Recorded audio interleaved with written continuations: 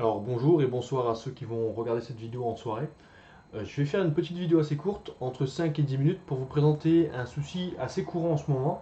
C'est le fameux problème des 1% sur l'iPhone 8, 8 Plus, suite à une réparation.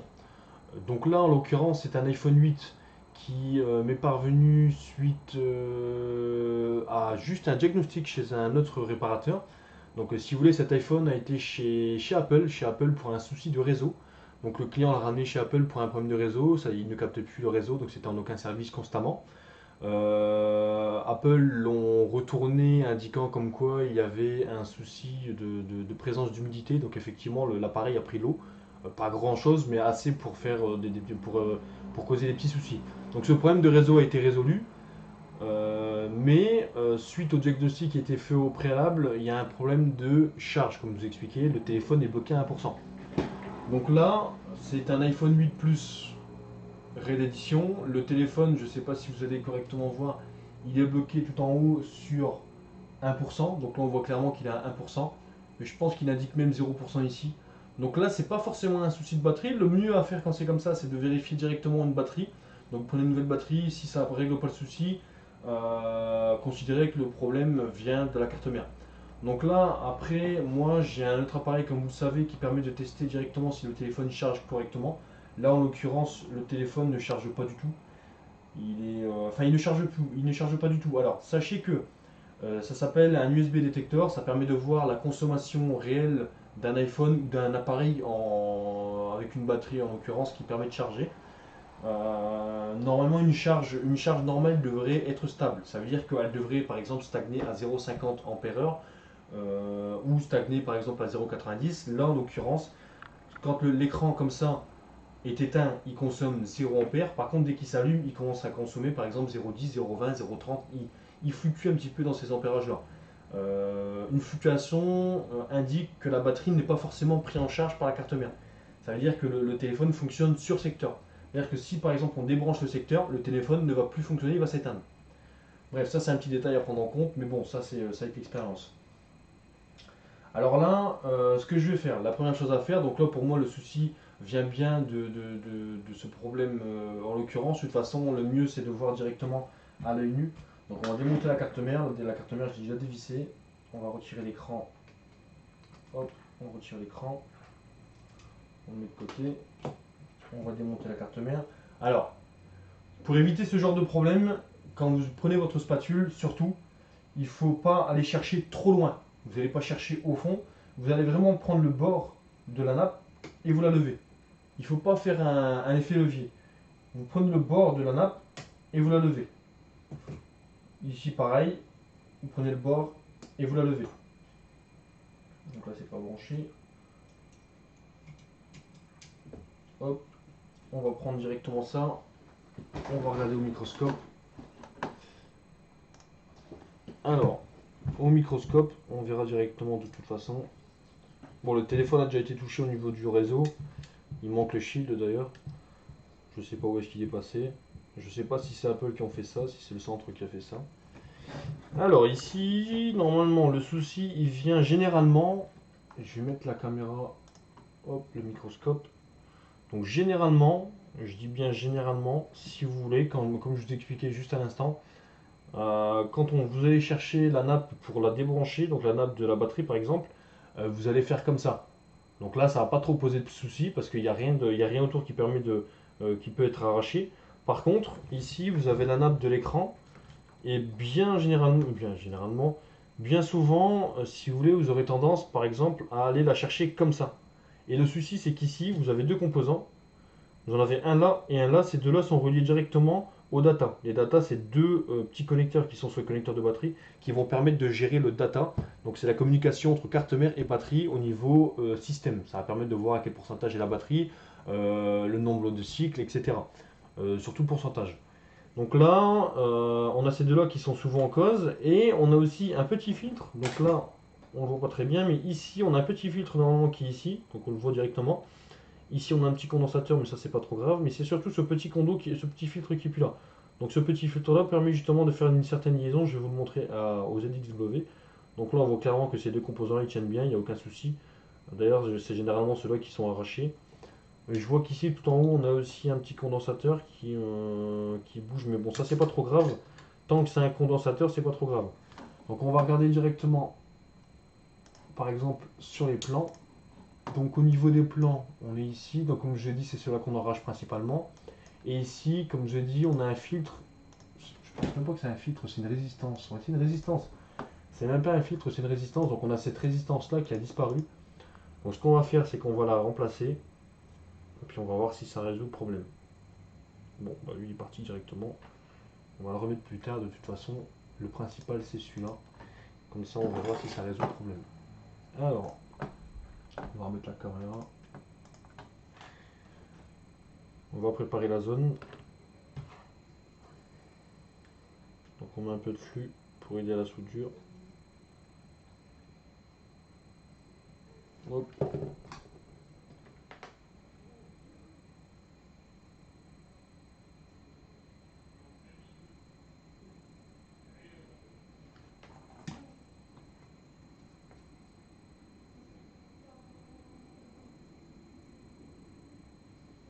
Donc là on a remis un peu d'étain.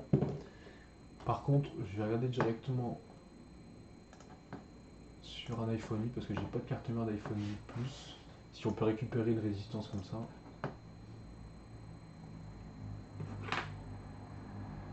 Donc là j'ai une carte mère d'iPhone 8.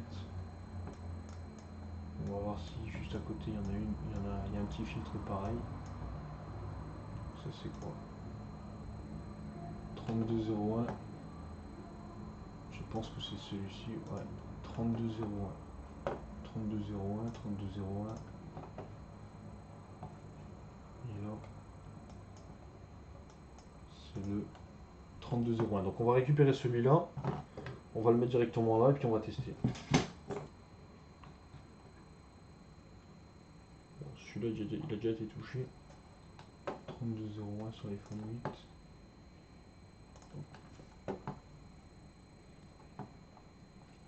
3201. Il est là. Voilà, il a déjà été retiré ce connecteur. Donc c'est lui.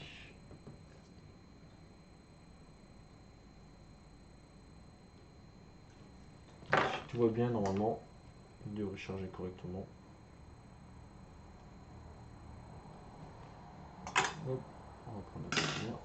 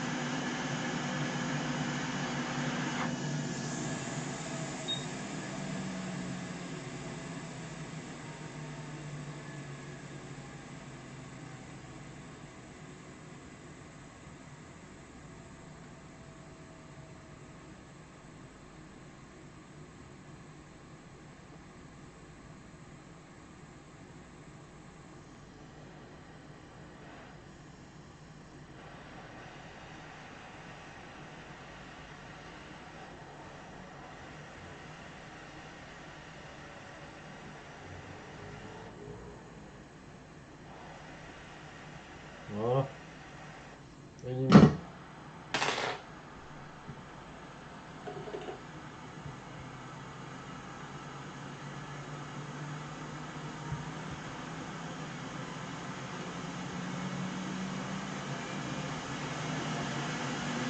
Et là on va essayer directement. Et le petit condensateur qui est touché à la côté, on le mettre plus tard. Là on va au moins voir si tout fonctionne correctement.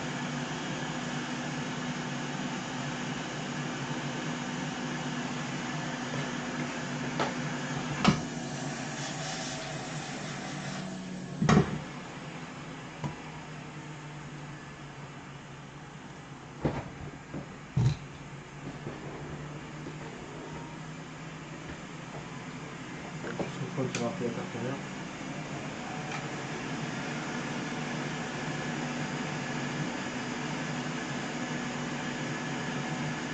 Si tout va bien, normalement le téléphone devrait... Bon, là je pense, je sais pas combien de pourcentage était la batterie, mais il devrait réafficher le pourcentage de batterie tout de suite, le réel. C'est-à-dire il ne va pas afficher 1% ou 0%, il va vraiment afficher le pourcentage de batterie qu'il devait y avoir avant. Voilà, le pourcentage réel de la batterie. Là, on va brancher la carte mère directement dans son châssis. Hop. Je vais mettre l'écran.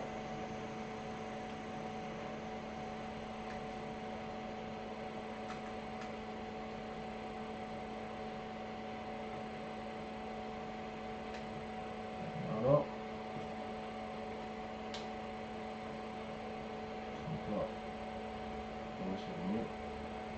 Là, il charge correctement. Donc là, vous voyez, en fait, si vous voulez, la batterie était vide. La batterie était vide, donc ça prouvait bien que le téléphone, en fait, il fonctionnait, du moins, il tournait correctement que sur secteur. C'est-à-dire que si si on débranchait le secteur, le téléphone ne fonctionnait plus, il s'éteignait. Donc là, j'ai branché le secteur pour le charger, et il a indiqué comme quoi la batterie était vide. Pourquoi? Parce que la carte mère arrive enfin à lire la batterie pour savoir si elle est chargée ou pas. Donc là, en l'occurrence, la batterie n'était pas chargée. Mon USB détecteur, il m'affiche 1,20 ampères, donc c'est à dire que la batterie est vraiment à plat. Et en plus de ça, elle charge correctement. Donc voilà. Donc ça, c'est un problème assez récurrent. Bon, on va pas attendre que le téléphone s'allume complètement parce que finalement, vous voyez, attendez, je sais pas si j'ai branché.